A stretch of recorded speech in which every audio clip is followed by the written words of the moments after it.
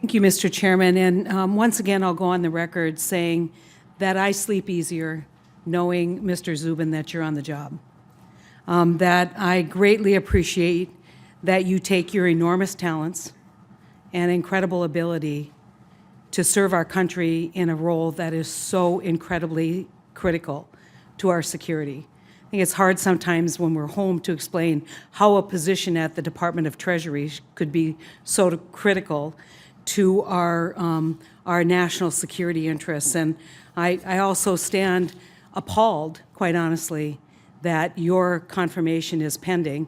Yesterday, I don't know if you had an opportunity to see the testimony of, or the questioning of my friend Joe Donnelly, who questioned a number of people very critical of the Iranian deal, basically all saying that what high regard they had for you.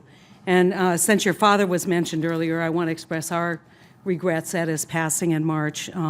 He was quite an enormous figure in his community, and I know a great inspiration to you. And anyone who questions your patriotism on this issue, shame on them.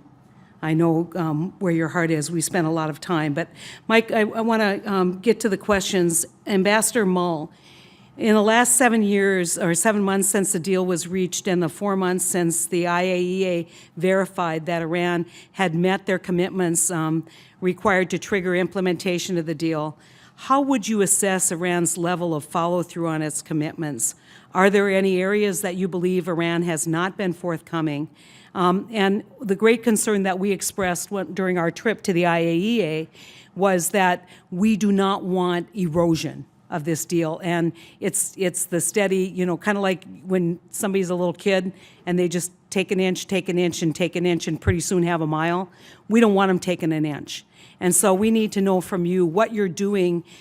Have you seen any incremental creep in terms of noncompliance and what currently is being done, and what's the appetite at the international agency to make sure we don't see that creep? Yes, yes, ma'am. Thank you. That's an excellent question. I have to tell you, when Secretary Kerry asked me to take this job last summer, he was very clear that we must have zero flexibility in interpreting the very strict and very specific requirements of this 159-page deal. And we take that operating instruction to heart every single day that my team and I show up for work.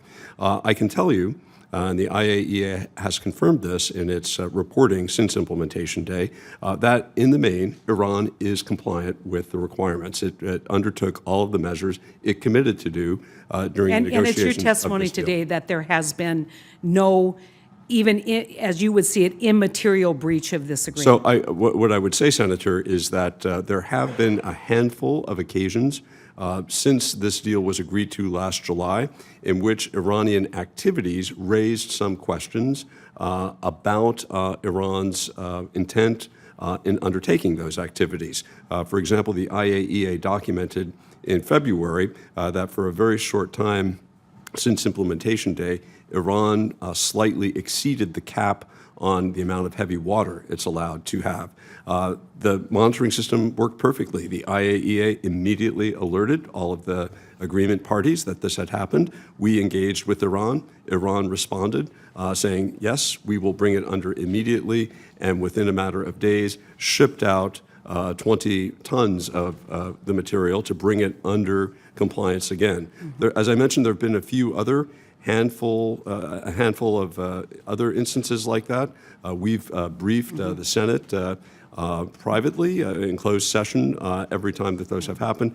Every single time, Iran has responded to those conversations to bring itself in compliance according to our understanding. Mr. Zubin, I think that there's a narrative that's being written sometimes, and depends on who you are, up here, that we no longer are interested in any sanctions against Iran because we don't want to upset the internal political structure of that country, resulting in maybe a less friendly or more conservative election. Can you respond to that? Because I think a lot of what we're talking about here is human rights violations, obviously anti-ballistic missile.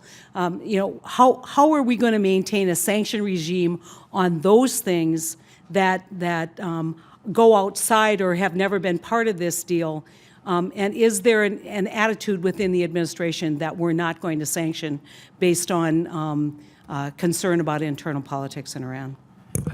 Not at all, Senator. The guidance I've been given from Secretary Liu and from the administration is to keep at it when it comes to Iran's non-nuclear behavior.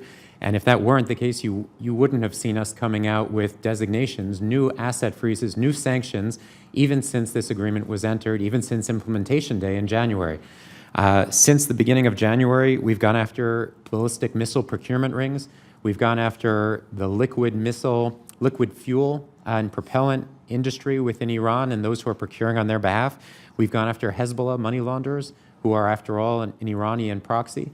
We've gone after Mahan Airlines and their procurement agents. That's an Iranian airline that's being used by the IRGC Quds Force to ferry munitions and military advisors to places like Syria and Yemen. We wouldn't be doing any of that if we were trying to take a soft glove or a hands-off approach with respect to Iran. Finally, I just wanted to thank you, Senator Heitkamp and Senator Menendez, for the very kind words about my father. I deeply appreciate them. Thank you.